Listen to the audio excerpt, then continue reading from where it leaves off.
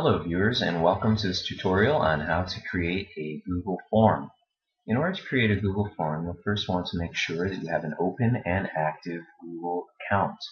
Now, some of you have a Google account through your school district. If this is the case, simply use your login information, your username and password, to access the Google services that are provided for you. These are called Google Apps. And when you click on Google Apps, you can see a list of the services that are provided to you by your school district. Now, this varies from district to district and can be limited at times, but some of the more common features or services provided to district employees are Gmail, Drive, Calendar, Contacts, and so on. For the purpose of our demonstration today, we're going to be using Google Drive. So if you have access to Google Drive, you'll want to click on it at this point in the demonstration. Now, once you click on Google Drive, you'll want to look to the left of the screen where you'll see the word Create. When you click on Create, a drop-down menu will appear with the options for Folder, Document, Presentation, Spreadsheet, Form, and Drawing. Now, while you're able to create any of these, today we're going to create a Google form, so select Form from the drop-down menu. When you click on Form, you'll be prompted to choose a title and a theme for your form. We're going to title our form Sample Form, and you can see there are several themes to choose from. They vary quite a bit and display some beautiful colors and arrangements for you to choose from. But today we're going to want to create a very simple quiz for our students to complete.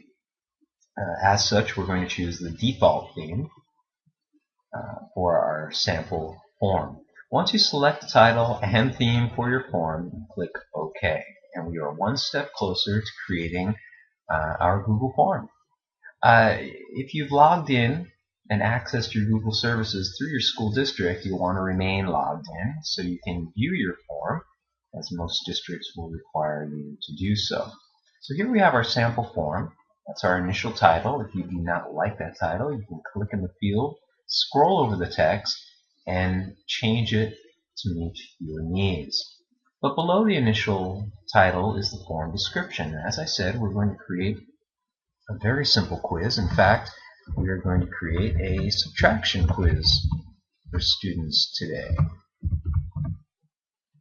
So there is our description of the form. We have a subtraction quiz. Now we can take a look at the other headings and fields that we need to complete, including the question title, help text, and question type.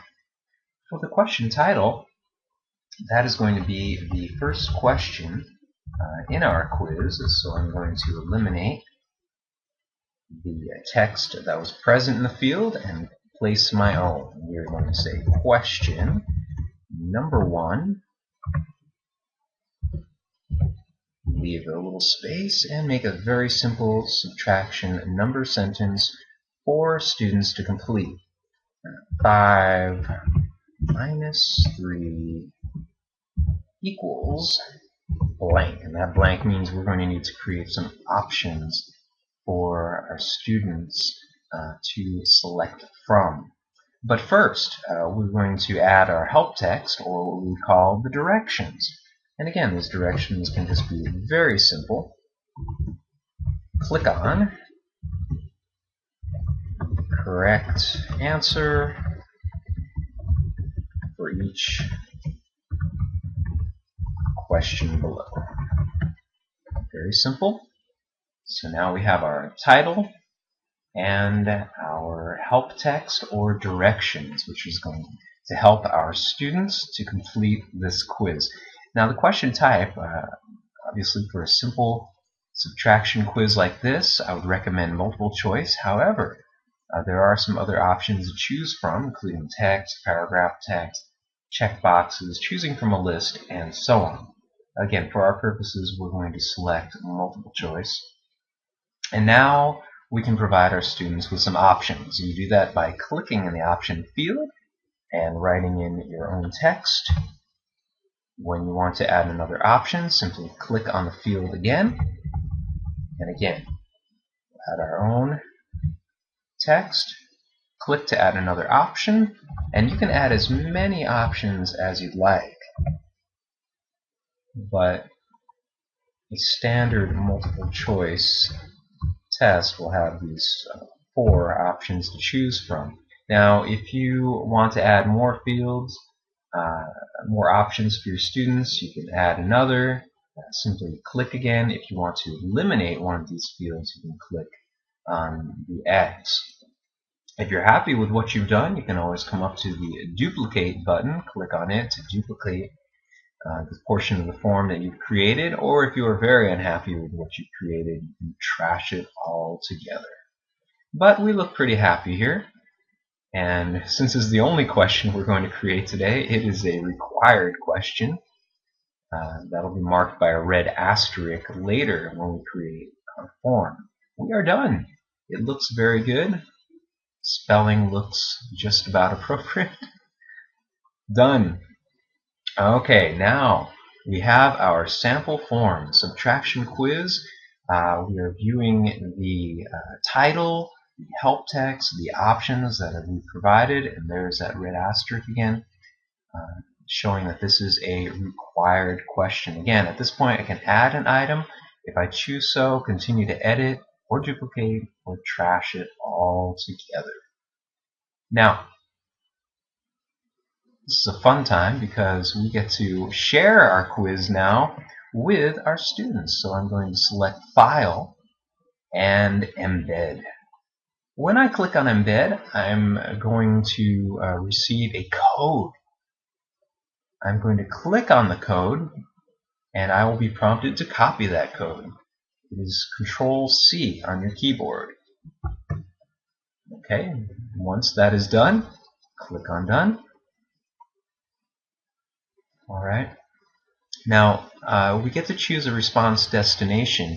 I recommend keeping the responses only in forums, especially if you're going to have several students respond. It's easier to keep them in forums as you'll be limited, albeit it's a large number, but you'll still be limited in the spreadsheet. Okay, now that we've copied the code, I'm going to open a new tab and I'm going to go to a site called pen.io. I'm going to click on it and I'm going to create a very simple page. So we're going to very easily just type in a name for our page. I'm going to call it Distance Learner 100. And you can make a password.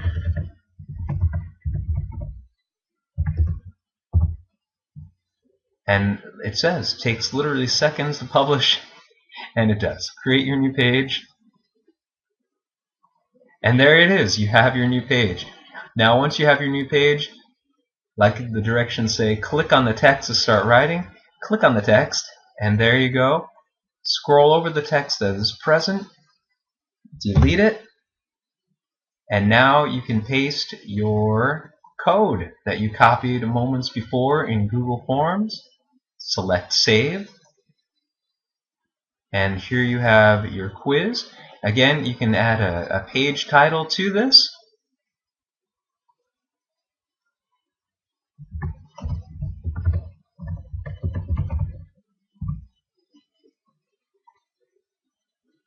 There we go.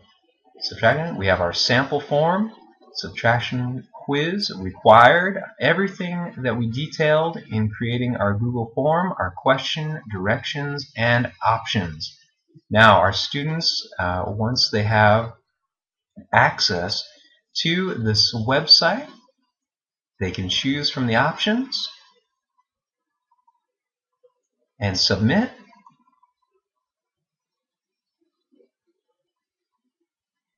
The response has been recorded. That's the indication that it is so. And now we can go back to our form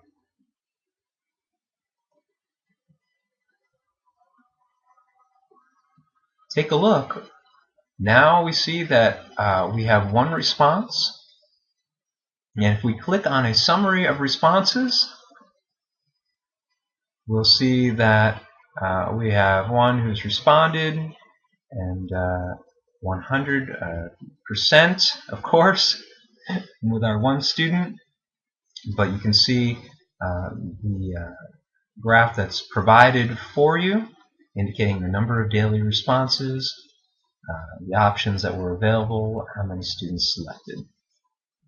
I hope you've enjoyed this presentation of creating a Google form, and I hope that you'll have fun creating some quizzes for your students as well. Thank you.